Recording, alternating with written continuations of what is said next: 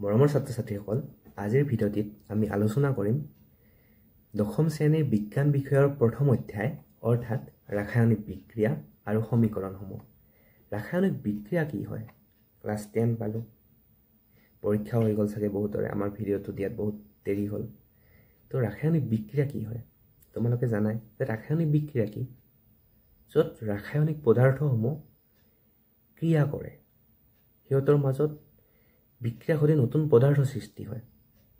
বস্তুটো সেইটোৱে যে ৰাসায়নিক বিক্ৰিয়া হ'লে কি এনে এটা প্ৰক্ৰিয়া য'ত বিক্ৰিয়ক পদাৰ্থ মানে যোনে বিক্ৰিয়াত ভাগ লৈছে, বিক্ৰিয়ক পদাৰ্থসমূহে ৰূপান্তৰ ঘটাই নিজকে ৰূপান্তৰ কৰি নতুন পদাৰ্থ সৃষ্টি কৰে, যাক আমি বিক্ৰিয়াজাত পদাৰ্থ বুলি কওঁ। অৰ্থাৎ দুটা বা এটাই বিক্ৰিয়ক পদাৰ্থ, দুটাতকৈ বেছিও হ'ব পাৰে, এটা হ'ব পাৰে। বিক্ৰিয়ক পদাৰ্থসমূহ চেঞ্জ হৈ নতুন পদাৰ্থ সৃষ্টি কৰিব। উদাহৰণ যদি চাবলৈ যাওঁ আমি হাইড্ৰজেন আৰু অক্সিজেন। হাইড্ৰজেন আৰু অক্সিজেন মিলি কি হয়? পানী। হাইড্ৰজেন আৰু অক্সিজেন গেছ। সেই গেছ দুটা মিলি কি হয়? এটা নতুন যৌগ সৃষ্টি কৰে। সেই যৌগটোৰ নাম কি? পানী। ডিহাইড্ৰক্সি মনোঅক্সাইড অৰ্থাৎ পানী। তোমালোকক ইয়াতে এই চোৱা লিখি দিয়া আছে, য'ত ৰাসায়নিক বিক্ৰিয়া হ'ল এনে এক প্ৰক্ৰিয়া য'ত বিক্ৰিয়াকাৰী মানে বিক্ৰিয়ক পদাৰ্থ, আণ্ডাৰলাইন কৰি দিছোঁ মই, আৰু কি কৰে? নতুন পদাৰ্থ উৎপন্ন কৰে, যাক বিক্ৰিয়াজাত পদাৰ্থ বুলি কোৱা হয়।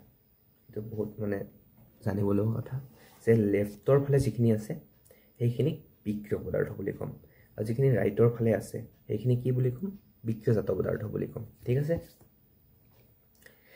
তো ইয়াতে এটা কথা হ'ল কি, তোমালোকে অলপ পিছত গম পাবা, অলপ পিছত মানে নেক্সট ভিডিঅ'ত আমি বুজাম যে ৰাসায়নিক বিক্ৰিয়াসমূহৰ সমীকৰণসমূহ বেলেঞ্চ কেনেকৈ কৰে, মানে সমান কেনেকৈ কৰে। সেইটো কিয় ইমান ইম্পৰ্টেণ্ট? সমান কৰিব আহে পৰীক্ষাত, তোমালোকে কিতাপতো আছে, হয়তো তোমালোকে জানাও, কিন্তু কৰিব লাগে কিয়? তো কৰাৰ মেইন কাৰণ হ'ল কি, আমি জানো যে ৰাসায়নিক বিক্ৰিয়াই হওক বা কোনো ঘটনাই হওক, যে আমি জানো কি মাছ মানে ভৰ কেতিয়াও সৃষ্টি বা বিনাশ নহয়, কেৱল ৰূপান্তৰ হ'ব পাৰে। এটা ষ্টেটৰ পৰা বেলেগ এটা ষ্টেটত যাব পাৰে। বুজিছা নহয়? যেনেকৈ কি এই যে হাইড্ৰজেন আৰু অক্সিজেনৰ কথা ক'লোঁ, যে হাইড্ৰজেনত কিবা এটা মাছ আছে, অক্সিজেনৰ এটা মাছ আছে, সেই দুটা মাছ মিলি কি হ'ব? নতুন যে পানী হৈছে তাতে ট্ৰান্সফাৰ হ'ব, নতুনকৈ আৰু এক্সট্ৰা এড নহ'ব। কথাটো সেইটো। তাৰ বাবে কি কৰিব লগা হয়? আমাক এই ভৰৰ সংৰক্ষণ নীতি অনুযায়ী আমি কি কৰিব লগা হয়? সিহঁতক বেলেঞ্চ কৰিব লগা হয়। প্ৰেক্টিকেল লাইফততো বেলেঞ্চ হৈ আছে, কিন্তু আমি যেতিয়া থিয়ৰিটিকেলি লিখিব যাওঁ তো সেইবিলাকক আমি বেলেঞ্চ কৰিবলগীয়া হয়। সেইটোৱে কথা যে বেলেঞ্চ কিয় লাগে?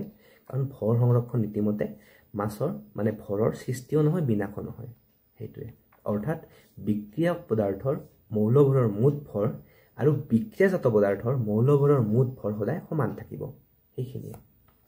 তো ৰাসায়নিক বিক্ৰিয়াৰ কেইবাটাও প্ৰকাৰ আছে, বহুত প্ৰকাৰ আছে। ইয়াতে কেইটামান দিয়া হৈছে, 5টা। সংযোজন বিক্ৰিয়া, বিযোজন বিক্ৰিয়া, অপহৰণ বিক্ৰিয়া, দ্বি অপহৰণ বিক্ৰিয়া, জাৰণ আৰু বিজাৰণ বিক্ৰিয়া। ইহঁতৰ বিষয়ে আমি লাহে লাহে পঢ়ি যাম, আৰু নতুন কিছুমান বিক্ৰিয়াও আমি চাম।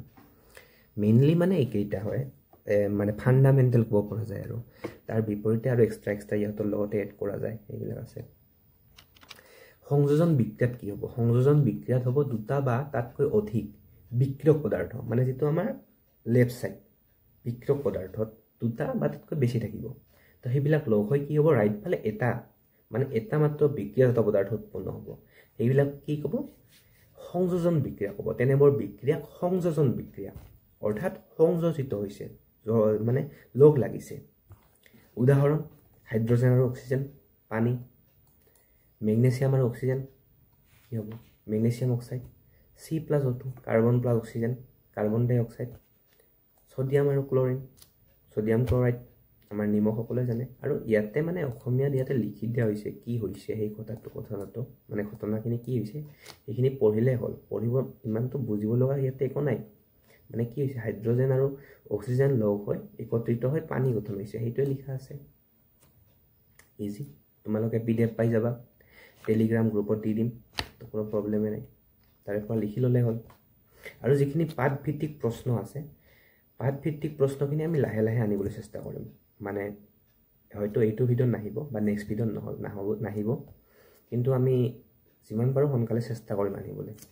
পাঠভিত্তিক প্ৰশ্নখিনিও আমি পোনপ্ৰথমে পাঠখিনিত কি আছে সেইখিনি বুজিবলৈ চেষ্টা কৰোঁ আমাৰ ভিডিঅ'বিলাকত। বিযোজন বিক্ৰিয়া। বিযোজন বিক্ৰিয়াত কি হ'ব? সংযোজন বিক্ৰিয়াৰ দৰে উল্টা। সংযোজন বিক্ৰিয়াত কি হৈছিল? লেফ্ট ফালে এটা, দুটা, তিনিটা, এটা নহয়, দুটা, তিনিটা, চাৰিটা, বেছি, দুটাতকৈ বেছি। আৰু ৰাইট ফালে কি হয়? এটা, অনলি এটা। কিন্তু বিযোজন বিক্ৰিয়াত কি হ'ব? লেফ্ট ফালে এটা, ৰাইট ফালে দুটা, তিনিটা, চাৰিটা, কেইবাটা হ'ব পাৰে। তো বিযোজন বিক্ৰিয়াত কি হ'ব? ইয়াতে এটা কি সাধাৰণ সূত্ৰ বুলি দিয়া হৈছে, মানে এইটো সূত্ৰৰ আধাৰতে বিক্ৰিয়াটো হয়, সেইটো কোৱা হৈছে যে মানে AB মানে একেলগে যদি যদু আৰু মধু আছে, একেলগে বন্ধু, কিবা হৈ গ'ল, সিহঁত ছেপাৰেট হৈ গ'ল, কিবা এটা কাৰণ লাগিব হ'বলৈ, নিজে নিজেতো নহ'ব। তো সেইবাবে কি হৈছে? বিযোজন বিক্ৰিয়াৰ কেইবাটাও প্ৰকাৰ আছে, যেনে তাপীয় বিযোজন, মানে তাপ পালে বিযোজিত হৈ গ'ল। ধৰি লোৱা যদু মধু বিৰাট দুষ্ট কৰি আছিলে, ছাৰে ক'লে যে তোমালোক একেলগে নবহিবা, তোমালোক ছেপাৰেট হৈ যোৱা। তো ইয়াতে তাপীয় বিযোজন হিচাপে আমি কাক বুজিব পাৰোঁ? এই ছাৰজনক, যে ছাৰৰ কাৰণে যদু আৰু মধুৰ কি হ'ল? ছেপাৰেশ্যন হৈ গ'ল, সিহঁত ছেপাৰেট হ'ব লগা হ'ল, একেলগে আছিলে কিন্তু ছেপাৰেট হ'ব লগা হ'ল। সেইটোৱে কথা, কিবা নিশ্চয় এটা কাৰক লাগিব যাৰ কাৰণে সিহঁত ভাগি যাব, মানে ছেপাৰেট হ'ব, সেইটো বিভাজিত হ'ব। ইয়াতে লিখা হৈছে বিক্ৰিয়া হৈছে এনে এক প্ৰকাৰ ৰাসায়নিক বিক্ৰিয়া য'ত যৌগ বা ততাধিক সৰল পদাৰ্থ লয়। আচ্ছা, দুটা বা তাতকৈ অধিক সৰল পদাৰ্থ লয়, মই যিটো ক'লোঁ এটাৰ পৰা দুটা, তিনিটা, বহুত হ'ব পাৰে। আৰু মানে তোমাৰ ৰাইটৰ ফালে এটা থাকিব, লেফ্টৰ ফালে দুটা হ'ব পাৰে, তিনিটা হ'ব পাৰে। তো সেইবিলাকক কি বুলি কোৱা হয়? বিযোজন বিক্ৰিয়া। তো বিযোজন বিক্ৰিয়াৰ কেইটামান উদাহৰণ দিয়া আছে। Calcium carbonate. আচ্ছা, এই বিযোজনটো কাৰ বিযোজন? তাপীয় বিযোজন, যে ক'লোঁ এই ছাৰজনৰ কথা। মানে ইয়াতে তাপ প্ৰয়োগ হোৱাৰ ফলত এই ঘটনাটো ঘটিছে, ইয়াতে তাপ দিব লগা হৈছে, তাৰ ফলত সিহঁতে ছেপাৰেট হৈছে। এই যে ছাৰ, এই তাপটো বস্তুটো একো বস্তু নোহোৱাকৈ, মানে একো কাৰক নোহোৱাকৈ এইটো নহ'ব, কিবা নতুন বস্তু মানে সিহঁতত পৰিব লাগিব, হয়তো লাইট, কাৰেণ্ট বা তাপ, হিট। ঠিক আছে। কেলছিয়াম কাৰ্বনেট, ফাৰ্ষ্ট এক্সাম্পল কি আছে? কেলছিয়াম কাৰ্বনেট, চূণশিল, তোমালোকৰ পাঠত আছে। তো সিহঁতৰ যেতিয়া হিট কৰা হৈছে, কেলছিয়াম অক্সাইড আৰু কাৰ্বন ডাই অক্সাইডলৈ পৰিৱৰ্তিত হৈছে। ঠিক তেনেদৰে পটেছিয়াম ক্লৰাইড নহয়, পটেছিয়াম ক্লৰেট, ClO3, ক্লৰেট। তো পটেছিয়াম ক্লৰেট যেতিয়া হিট কৰা হৈছে, তেতিয়া পটাছিয়াম ক্লৰাইড আৰু অক্সিজেন, তো পটেছিয়াম ক্লৰাইড আৰু অক্সিজেনৰ গেছলৈ বিভাজিত হৈছে। সেইটোৱে। নেক্সট কি আছে? বিদ্যুৎ বিশ্লেষক বিযোজন। তাপীয় বিযোজন গ'ল, ছাৰ গ'ল। তো নেক্সট কি আহিল? বিদ্যুৎ বিযোজন। এতিয়া বিদ্যুৎ বিযোজনত কি হ'ল? এইটো এটা ঘটনা। তো তাতে কি হ'ল? ধৰি লোৱা আৰু কিবা নতুন ঘটনা আহি গ'ল, যে ছাৰ নাই এতিয়া কি আহিল? সিহঁতৰ ধৰি লোৱা কিবা এটা নতুন বাইদেউ আহিলে, তো বাইদেউ দেখিলে যে সিহঁতে বহুত কথা পাতি আছে, তো সিহঁতক আমি ছেপাৰেট কৰি দিলোঁ, এনেকুৱা। বা কি কৰিলে? সিহঁত একেলগে আছিলে, যে সিহঁতৰ দুজনৰে পঢ়া শুনা ভাল, তো সিহঁতক কি কৰিলে? ছেপাৰেটকৈ বহাই দিলে, যাতে সিহঁতক বেলেগৰ লগত বহাই দিলে সেই বেলেগ মানুহখিনিও ভাল হৈ যায়। কথাটো সেনেকুৱা, মানে মেইন কথাটো কি? কিবা এটা কাৰক আহি সিহঁতক ছেপাৰেট কৰি দিছে, কথাটো সেইটো, বেলেগ একো নহয়। মানে এই কথাখিনি কোৱাৰ তাৎপৰ্যটো এইটোৱে যে কিবা এটা নতুন বস্তু আহি সিহঁতক ছেপাৰেট কৰি দিছে, ভাঙি দিছে। তো পানী, তোমালোকে নিশ্চয় ভাবা যে পানী কেনেকৈনো ছেপাৰেট হয়, পানীত হাইড্ৰজেন অক্সিজেন কেনেকৈ থাকে? চবেই সেইটোৱে ভাবে, আমিও ভাবিছিলোঁ, আমি সুধিছিলোঁ ছাৰহঁতক। তো পানী কি দি ছেপাৰেট কৰা হয়? ইলেক্ট্ৰিচিটি দি। তো এইটো বহুত ইম্পৰ্টেণ্ট। বিদ্যুৎ বিশ্লেষীয় বিযোজন বা বিশ্লেষক বিযোজন। আৰু নেক্সট কি আছে? ফটোলাইটিক। ফটো মানে কি? ফটো মানে পোহৰ, পোহৰ মানে সূৰ্যৰ ৰশ্মি, পোহৰ, লাইট। এই ফটোলাইটিকৰ কাৰণে কি হৈ যায়? কেতিয়াবা বিভাজন হৈ যায়। তো সেই বিভাজনৰ কাৰণে কি হয়? বস্তুবিলাক ভাঙি যায় পোহৰৰ কাৰণে। তো তেনে এটা উদাহৰণ কি হ'ব? ৰূপ ক্লৰাইড, AgCl ভাঙি কি হ'ব? Ag মানে ৰূপ, আৰু ক্লৰিন ছেপাৰেট হ'ব। ৰূপ এটা কি? মেটেৰিয়েল, ক্লৰিন এটা কি হয়? গেছ। দেখিছা? AgCl এটা মেটেৰিয়েল আছিল, সেইটো ভাগ হৈ কি হ'ল? ক্লৰিন গেছ হৈ গ'ল এটা, আৰু AgCl এটা মেটেৰিয়েল হৈ থাকিল। নেক্সট কি আছে? অপহৰণ বা প্ৰতিস্থাপন বিক্ৰিয়া, ইম্পৰ্টেণ্ট। অপহৰণ বা প্ৰতিস্থাপন বিক্ৰিয়াত কি হয়? ধৰি লোৱা ৰাম আৰু যদু আছিল, সীতা আহিল, ৰাম যদু আৰু সীতা। তেতিয়া কি হ'ল, ৰাম আৰু সীতাৰ বহুত ভাল বন্ধু হৈ গ'ল, ভাল মিলিলে কথা বতৰা। তো ৰাম আৰু সীতা লগ হৈ গ'ল, যদুক ছেপাৰেট কৰি দিলে। সেইটোৱে কথা, যে কিবা এটা নতুন বস্তু আহি তাক যৌগতৰ পৰা আঁতৰাই দি নিজে বহি লয়। এই সীতা যে আহিছিলে, সীতাই যদু আৰু ৰামৰ লগত কি কৰিলে, ৰামৰ লগত থাকি দিলে আৰু যদুক ছেপাৰেট কৰি দিলে। সেইটোৱে বস্তু। ইয়াতে ৰাম সীতা বুলি তোমাৰ ক্লাছৰ কোনোবা থাকিলে এনেকৈ মানে গাত লগাই নল'বা, এইটো কেৱল এটা উদাহৰণৰ কাৰণে কোৱা কথা, ঠিক আছে।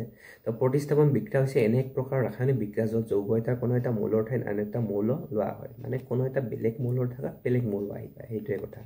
এতিয়া উদাহৰণ মানে উদাহৰণৰ ওপৰত কি দিছে, সাধাৰণ সূত্ৰ। সাধাৰণ সূত্ৰ মানে কি, এইটো মানে এই সূত্ৰ মতে কামটো হয় আৰু মানে ইয়াৰ আধাৰত এনেকুৱা ধৰণৰ হয়, সেইটো বুজাব বিচাৰিছে। তো A+CB, এ এটা মৌল, CB এটা যৌগ। তো কি কৰিলে, A+CB হোৱাৰ পিছত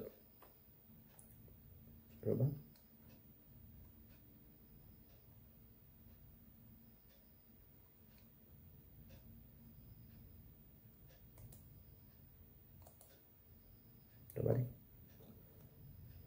ঠিক আছে।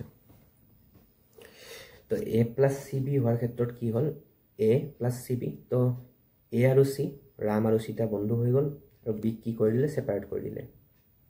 উদাহৰণ ল'ব গ'লে জিংক আৰু হাইড্ৰক্লৰিক এচিড। হাইড্ৰক্লৰিক এচিড ক'ত থাকে, আমাৰ পেটত থাকে, মনে জানে।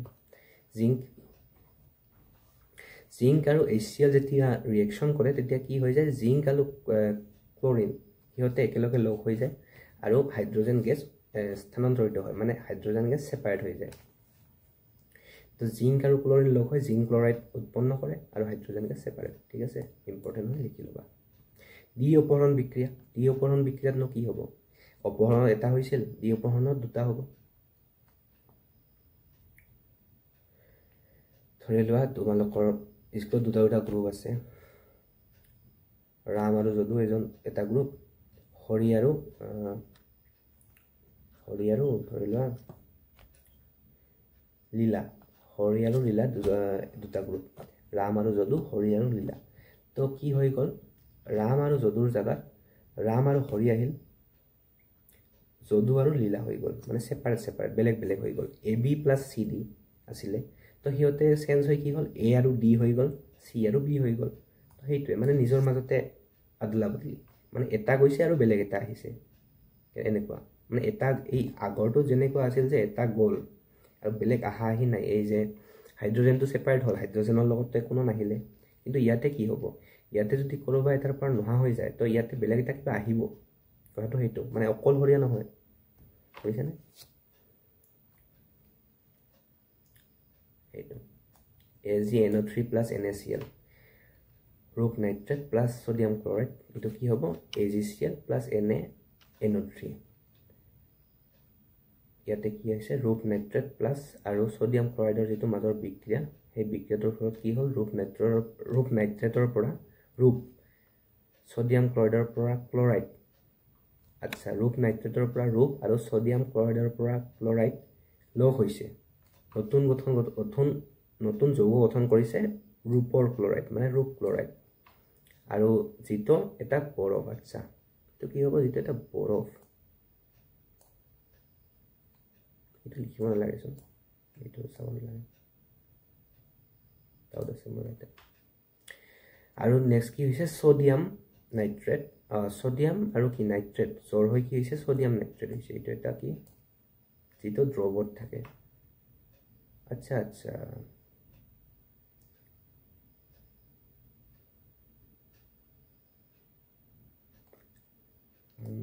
এইটো লিখিব নালাগে, ৰ'বা, এই দুটা বস্তু তোমালোকে লিখিব নালাগে, খালি এইখিনি লিখিলে হ'ল, ছডিয়াম কি হয় আৰু ৰূপ নাইট্ৰেট আৰু এইটো কি হয়, এইখিনিহে লিখিলে হ'ল, ঠিক আছে। এবাৰ নেক্সট কি আছে, জাৰণ আৰু বিজাৰণ, ইম্পৰ্টেণ্ট হয়। জাৰণ আৰু বিজাৰণ মানে কি, অক্সিডেশ্যন আৰু ৰিডাকশ্যন। জাৰণ মানে অক্সিজেন লাভ কৰা আৰু বিজাৰণ মানে অক্সিজেন হেৰুৱা, মানে যিটো বিক্ৰিয়াত কোনো এটা মৌলই অক্সিজেন লাভ কৰে তেতিয়া সেই মৌলটোক কি বুলি কোৱা হয়, জাৰিত হোৱা বুলি কোৱা হয়, আৰু বিক্ৰিয়াটোক জাৰণ বোলা হয়। আনহাতে কি হ'ব, যেতিয়া কোনোবা এটা মৌলই অক্সিজেন হেৰুৱায় তাক বিজাৰিত হোৱা বুলি কোৱা হ'ব মৌলটোক, আৰু প্ৰক্ৰিয়াটো কি হ'ব, বিজাৰণ।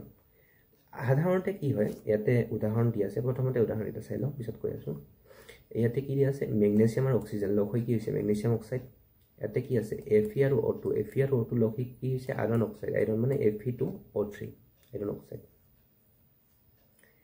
তো ইয়াক আমি এই কৰিব লাগিব কি কয় এইটো ইয়াক আমি বেলেন্স কৰিব লাগিব এইটো বেলেন্সত নাই FeO2 ইয়াতে তোমাৰ ধৰি লোৱা 2 দিলা ইয়াতে 3 হৈ যাব ঠিক আছে ইয়াতে 2 নহয় ইয়াতে 4 দিব লাগিব ইয়াতে 2 দিলে যাব এতিয়া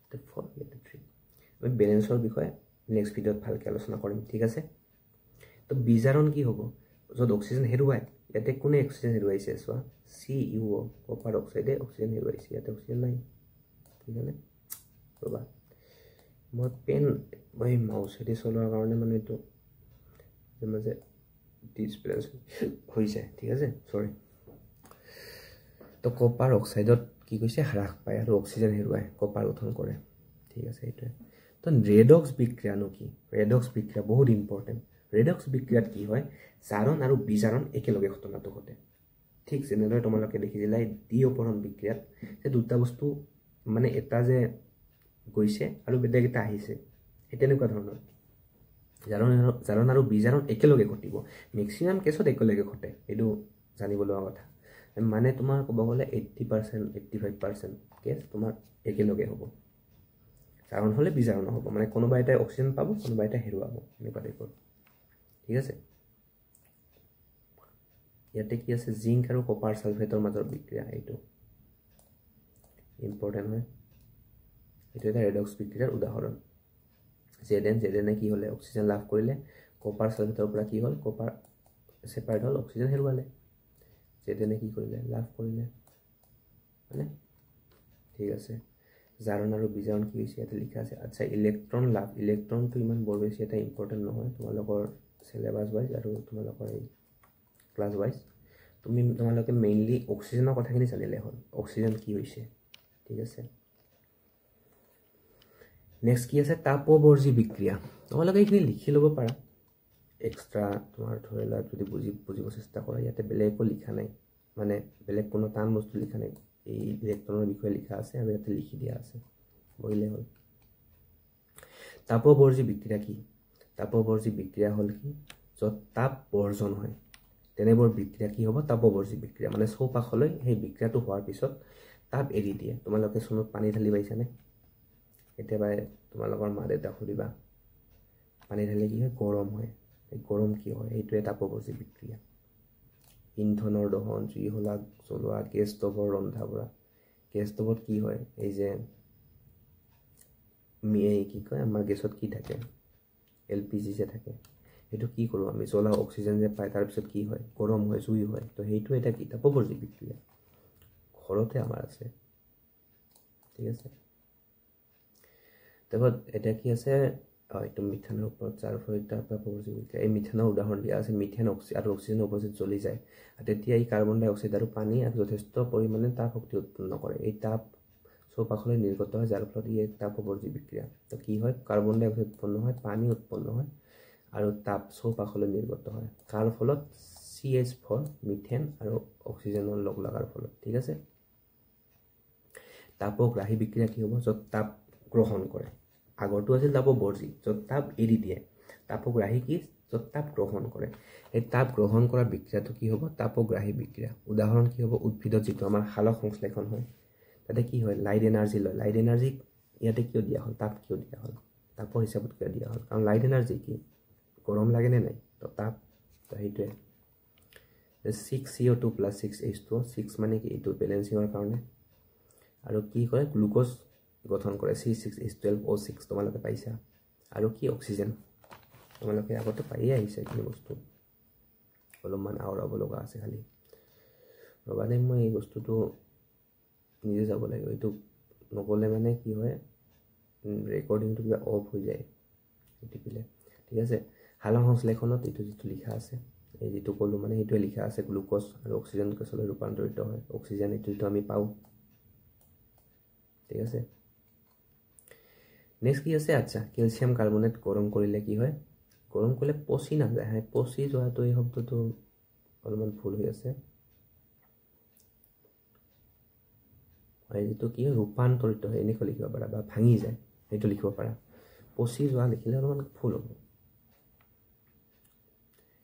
CaCO3 ক্যালসিয়াম কাৰ্বনেট কি হয় ক্যালসিয়াম অক্সাইড আৰু কাৰ্বন ডাই অক্সাইডলৈ ৰূপান্তৰিত হয় এইটোৰ বিষয়ে লিখা আছে আচ্ছা আমি যদি এনে ডেইলি লাইফত তাপগ্ৰাহী বিক্ৰিয়া চাওঁ কি আমাৰ বৰফ নৰ্মেলি কি বৰফ কি হয় গৰম পাই পাই গলি যায় বৰফ এইটো এটা তাপগ্ৰাহী বিক্ৰিয়া উদাহৰণ আৰু তাপগ্ৰাহী বিক্ৰিয়া উদাহৰণ তাক গ্ৰহণ কৰে বুজিছে ন অধক্ষেপণ বিক্ৰিয়া ইম্পৰ্টেন্ট হয় অধক্ষেপণ বিক্ৰিয়া কি হয় অধক্ষেপ উৎপন্ন হয় প্ৰেসিপিটেট গুড়া গুড়া যেটো পানীৰ লগত মিক্স নহয় জলীয় দ্ৰৱৰ লগত মিক্স নহয় তেনেকুৱা বস্তু উৎপন্ন হয় তাকে অধক্ষেপণ বিক্ৰিয়া বোলে অধক্ষেপণ বিক্ৰিয়া হল এনে এক ৰাসায়নিক বিক্ৰিয়া য'ত দুটা দ্ৰৱ মিহলি কৰা হয় আৰু অধক্ষেপ নামৰ অদ্ৰৱণীয় কঠিন পদাৰ্থ এটা গঠন হয় কি লিখা আছে অদ্ৰৱণীয় মই হাইলাইট কৰিব চেষ্টা কৰোঁ হাইলাইট তেনেকৈ নহ'ব অদ্ৰৱণীয় কঠিন পদাৰ্থ গঠন হয় অদ্ৰৱণীয় মানে কি এইটো দ্ৰৱীভূত নহ'ব ইয়াতে এইটো চোৱা NaCl একুৱাছ সলিউশন এটা দিয়া আছে এইটো মানে কি একুৱাছ আৰু AgNO3 ৰূপ নাইট্ৰেট এইটো হয় কি হৈছে AgCl এটা সলিড ইয়াতে S লিখা আছে দেখিছা নহয় S মানে কি সলিড এটা ফৰ্ম হৈছে আৰু এইটো কি সোডিয়াম নাইট্ৰেট এটা থাকি গৈছে সোডিয়াম নাইট্ৰেট জলীয় হিচাপে থাকি গৈছে আৰু AgCl ৰূপ ক্লোৰাইড কি হৈছে প্ৰেসিপিটেট হিচাপে অধক্ষেপ হিচাপে থাকি গৈছে মানে গোটা গলি যোৱা নাই মিক্স হৈ যোৱা নাই পদাৰ্থ হিচাপে থাকি গৈছে তো এই বিক্ৰিয়াত সোডিয়াম ক্লোৰাইড আৰু ৰূপ নাইট্ৰেট দুটা পানীত দ্ৰৱীভূত হয় এইটোৱে দ্ৰৱীভূত হ'ল যেতিয়া ইহঁতে বিক্ৰিয়া কৰে তেতিয়া ৰূপ ক্লোৰাইড গঠন হয় যেটো পানীত অদ্ৰৱীভূত মানে কি পানীত দ্ৰৱীভূত নহয় আৰু কঠিন পদাৰ্থ হিচাপে অধক্ষেপ হয় এইটোৱে কথা এইখিনিয়ে ইম্পৰ্টেন্ট হয় লিখিব ইম্পৰ্টেন্ট মানে কি আৰু কোৱেশ্চন লিখিব এইটো কথা বাকি থকা সোডিয়াম নাইট্ৰেট পানীত দ্ৰৱীভূত হয় বাকিখিনি কি হয় পানীত মিক্স হৈ যায় এইটোৱে নেক্সট ভেৰি মাচ ইম্পৰ্টেন্ট ক্ষয়ভৱন মানে কি ক্ষয় হোৱা ধাতুৰ পৰিৱেশৰ লগত ৰাসায়নিক বিক্ৰিয়াৰ ফলত ক্ৰমান্বয়ে অৱক্ষয় আৰু ধ্বংস হোৱা প্ৰক্ৰিয়াটোকে ক্ষয়ভৱন বোলে আমি দেখা পাওঁ যে বাহিৰত কি থাকে লোহা থাকে সৰি দে এইটো বাৰে কিয় আহি আছে বাহিৰত কি থাকে লোহা থাকে লহ কি হৈ যায় বায়ুৰ আৰ্দ্ৰতা অক্সিজেন সেইবিলাক পাই কি হয় মামৰে ধৰে আমি দেখা পাওঁ না মানুহ ঘৰ বনাব আনি থয় কিবা কৰিব আনি থয় এইবিলাক মামৰে ধৰা দেখা পোৱা যায় এইবিলাক মামৰে ধৰে কেনেকৈ ক্ষয়ভৱন এই ক্ষয়ভৱনৰ কাৰণে ক্ষয়ভৱন হয় কিয় অক্সিজেন আৰু বায়ুমণ্ডলত থকা যিবিলাক পানীৰ আৰ্দ্ৰতা আছে বায়ুমণ্ডলত কি থাকে বাষ্পীভূত পানী থাকে সেই বাষ্পীভূত পানীখিনি মিক্স হৈ কি কৰে লল লগত মানে এফিল লগত ক্ৰিয়া কৰি কি উৎপন্ন কৰে FeOH3 এইটো কি বুলি কোৱা হয় আইৰণ হাইড্ৰক্সাইড ঠিক আছে আৰু তাৰ পিছত কি হয় এই পানীখিনি সেপাৰেট হৈ যায় পানীখিনি কিয় সেপাৰেট হৈ যায় গৰম পোহৰ সেইখিনি লাহে লাহে আৰু সেপাৰেট হৈ যায় লাহে সেপাৰেট হৈ কি থাকে আইৰণ অক্সাইড থাকি যায় এই আইৰণ অক্সাইডে কি হয় মামৰ বা মৰিচা এইখিনি কি হয় মামৰ হাইড্ৰক্সাইড থাকে কিন্তু ফাৰ্ষ্টতে কিন্তু তাৰ পিছত চেঞ্জ হৈ কি হৈ যায় এই যে এইটো মামৰটো এই ডাৰ্ক কৰি দিয়া হৈছে ব্লু কালাৰ দি এইটোৱে নেক্সট আজি মানে লাষ্ট টপিকটো হ'ল কি দুৰ্গন্ধিতা কি হয় তোমালোকে গোটেইখিনি ভালকৈ PDF পাই যাবা আৰু PDFত তোমালোকে এইখালে এই যিটো কি এই পচি যোৱা কিবা এটা শব্দ এই পচি যোৱা শব্দটো তোমালোকে পাৰিলে ভালকৈ মানে চেঞ্জ কৰি লিখিবা যে কি পচি যোৱাৰ সলনি কি লিখিবা যে পৰিৱৰ্তিত হয় বা ৰূপান্তৰিত হয় সেইটো লিখিবা আমাৰ ষ্টুডেণ্টখিনি জানিবই ভাল ষ্টুডেণ্ট দুৰ্গন্ধিতা মানে কি খাদ্যত থকা চৰ্বি আৰু তেল নষ্ট বা বাছি হৈ পৰাৰ ফলত অপ্ৰীতিকৰ গোন্ধ দুৰ্গন্ধিতা ঘৰত কিবা বস্তু থলে বহুত দিন হলে পচি যোৱা গোন্ধ আহে যে এইটোৱে হৈছে দুৰ্গন্ধিতা এইবিলাক হয় কিয় এই যে খাদ্য বস্তুত কি থাকে চৰ্বি আৰু তেল থকা খাদ্য বস্তু এইবিলাক বায়ুমণ্ডলত থকা অক্সিজেনৰ লগত কি কৰে বিক্ৰিয়া ঘটাই দুৰ্গন্ধৰ সৃষ্টি কৰে যাক আমি কি বুলি কওঁ দুৰ্গন্ধিতা বা ৰেঞ্চিডিটি, এইটো মনত ৰাখিবা। ৰেঞ্চিডিটিৰ আন এটা নাম কি হ'ল দুৰ্গন্ধিতা। ইয়াতে ৰেঞ্চিডিটি বুলি লিখা আছে। তো ৰেঞ্চিডিটি কোনো বেলেগ বস্তু নহয়, দুৰ্গন্ধিতাৰে আৰু এটা নাম। ঠিক আছে, এইটো কি লিখা আছে? পোহৰ, বায়ু পোহৰ বা আৰ্দ্ৰতাৰ সংস্পৰ্শলৈ আহি ৰাসায়নিক পৰিৱৰ্তন ঘটাৰ ফলত। কিয় হয় দুৰ্গন্ধিতা? এই বায়ু, পোহৰ, আৰ্দ্ৰতা তাৰ ওচৰ অহাৰ কাৰণে, মানে সিহঁতৰ সংস্পৰ্শত অহাৰ কাৰণে। ৰেঞ্চিডিটি প্ৰতিৰোধ কৰাৰ উপায় বহুতেই ইম্পৰ্টেণ্ট, বহুত আহে। সঠিক সংৰক্ষণ, চৰ্বি আৰু তেল বায়ুমণ্ডলত বায়ুত বন্ধ পাত্ৰত ৰখা আৰু বায়ু পোহৰ আৰু গৰমৰ সংস্পৰ্শত কম কৰিবলৈ ঠাণ্ডা আন্ধাৰ ঠাইত ৰাখিব লাগে। আচ্ছা, ঠাণ্ডা ঠাইত বা আন্ধাৰ ঠাইত আমি যে ফ্ৰিজত থৈ দিওঁ, কিয় থৈ দিওঁ? যাতে বায়ুৰ কণ্টেক্টত আহিব নোৱাৰে, গৰমৰ কণ্টেক্টত আহিব নোৱাৰে, এইটোৰ কাৰণে ঠাণ্ডা। তেতিয়া কি থাকিব? ভালে থাকিব। নাইবা কি দিব পৰা? এণ্টি অক্সিডেণ্ট, যোনে সেই বিক্ৰিয়াটোক কমাই দিয়ে, মানে বিক্ৰিয়াটো হোৱাৰ ক্ষেত্ৰত তাৰ যিটো ৰেট মানে কি? তাৰ যিটো প্ৰক্ৰিয়াৰ মানে খৰতকীয়াটো, সেইটো কমাই দিয়ে, মানে লেহেমীয়া কৰি দিয়ে, সেইটোৱে। তো ফ্ৰিজত ৰাখিলে কি হ'ব? ঠাণ্ডা পাই থাকিব, সেইটোৱে কথা। এই ওপৰত যিটো লাইন আছে সেইটোকে আৰু এটা তুমি পইণ্ট বঢ়াই দিলা যে ফ্ৰিজত ৰাখিলে হৈ যাব। নেক্সট কি হ'ব? সতেজ উপাদান ব্যৱহাৰ কৰা। এই যে অলপমান তোমালোকে যেতিয়া এইবিলাক খোৱা, এই পৰঠা হওক, পুৰি হওক বা পকৰি, এইবিলাক দোকানত বনায়। দোকানত তেলবিলাক এদিনৰ তেল নহয়, বহুত দিনৰ তেল এটা বাৰে বাৰে ইউজ কৰি থাকে। সেইকাৰণে সেইবিলাক বস্তু ঘৰত আনি তুমি বেছি টাইম ৰাখিব নোৱাৰা। এদিন থাকিব, দুদিনৰ পিছত মানে গোন্ধ ওলাব ধৰিব।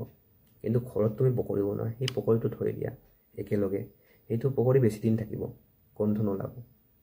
তুমি প্ৰেক্টিকেল কৰি চাব পাৰা। তো যাৰ ফলত কি হয়? এই ডিপ ফ্ৰাই, আৰু এই KFC ডিপ ফ্ৰাই চিকেন, তাৰপিছত কি হয়? ফ্ৰেঞ্চ ফ্ৰাইজ, এইবিলাক এই যে এইটো। তো ইয়াৰে কাৰণে কি হয়? দুৰ্গন্ধিতা সৃষ্টি হয়। মানে এটা বস্তুকে বাৰে বাৰে ইউজ কৰি থকা, তেল সেইবিলাক বাৰে বাৰে ইউজ কৰি থাকিলে। নতুন ফ্ৰেছ বস্তু ইউজ কৰিব লাগে, বুজিছা নহয়? ৰেঞ্চিডিটি প্ৰতিৰোধৰ গুৰুত্ব, কিয় ৰেঞ্চিডিটি প্ৰতিৰোধ কৰিব লাগে? ফাৰ্ষ্ট এটা কথা শুনি লোৱা, এইখিনি বস্তু খুবেই ইম্পৰ্টেণ্ট। এই তিনিটা বস্তুৱে আহে, এই তিনিটা যে আছে, তিনিটাই আহে পৰীক্ষাত। ৰেঞ্চিডিটি খাদ্যৰ সোৱাদ আৰু গন্ধ বেয়া হোৱাই নহয়, কি লিখা আছে? স্বাস্থ্যৰ বাবেও ক্ষতিকাৰক হয়। অবভিয়াছলি হ'ব। কোনোবা এটা বস্তু যদি স্মেল বেয়া কৰি আছে, গন্ধাই আছে, তো নিশ্চয় সেই বস্তুটো আমাৰ খাদ্য যদি হিচাপে গ্ৰহণ কৰোঁ, আমাৰ শৰীৰত বেয়া ইম্পেক্ট পৰিব। আমাৰ লজিকেলি ভাবিলে কথাটো গম পোৱা যায় যে আমি কিবা এটা বস্তু যদি বেয়া গন্ধাই, সেইটো খাম কিয়? আৰু যদি খালোঁ তো নিশ্চয় বেয়াই কৰিব পেটত, বুজিছা নহয়? তো আজিৰ কাৰণে আমাৰ এইখিনিয়ে থাকিলে। নেক্সট ভিডিঅ'ত, অৰ্থাৎ যিটো নেক্সট ভিডিঅ' আহিব, তাতে আমি কি কৰিম, যিটো কেনেকৈ কি কৰে ৰাসায়নিক বিক্ৰিয়াসমূহ, তাৰ সমীকৰণসমূহ কেনেকৈ লিখে, আৰু সমীকৰণসমূহ বেলেঞ্চ কেনেকৈ কৰে। বেলেঞ্চ কৰাৰ কেইবাটা উপায় আছে। আমি তিনিটামান উপায় চাম, মানে তিনিটামান মেথড চাম কেনেকৈ কৰা হয়। তো সেই তিনিটামান মেথড চালে তোমালোকে গোটেইখিনি বেলেঞ্চ কৰিব পাৰিবা। আৰু মানে টেকনিক্সবিলাক শিকিম, কেনেকৈ বেলেঞ্চ কৰা হয়। এই তোমাৰ ধৰি লোৱা হিট এণ্ড ট্ৰায়েল মেথড, বা তোমাৰ এইটো যে metal non metal hydrogen oxygen method, বা তুমি এটা কি নতুন এটা মেথড মানে তোমাৰ ইউজ কৰিব পাৰা, কি ABCD হিচাপে লৈ, যে ABCD লিখি ল'লা, সিহঁতক তুমি মেথামেটিক্স কৰি মাইণ্ডখিনি ওলাই ল'লা, তাৰপিছত তুমি বহাই ল'লা। তো ABCDটো মানে তোমাৰ সকলোতে কাম কৰে। মই যিমানখিনি ৰিয়েকশ্যনহে পাইছোঁ, এই তোমালোকৰ যিটো মানে চিলেবাছত যিখিনি ৰিয়েকশ্যন পাইছোঁ, সকলোতে কাম কৰে। তোমালোকৰ এটা কুৱেশ্যন আছে, ৰিয়েকশ্যন সন্তুলিত কৰিব দিয়া, তাতে নৰ্মেলি কৰিলে মানে নিমিলে। এই হিট এণ্ড ট্ৰায়েল হওক, বা তোমাৰ যদি এই মেটেল নন মেটেল কৰিব যাওঁ, অলপ সময় বেছি লাগে বা নিমিলে। কিন্তু এই যিটো তোমাৰ ABCD মেথড, তো অবভিয়াছলি মিলিবই, মানে সদায় মিলিব। তো আজিলৈ এইখিনিয়ে থাকিলে। বাকী তোমালোকে পঢ়ি থাকা, আমি যিমান পাৰোঁ সোনকালে ভিডিঅ'বিলাক দিবলৈ চেষ্টা কৰি থাকিম। ধন্যবাদ।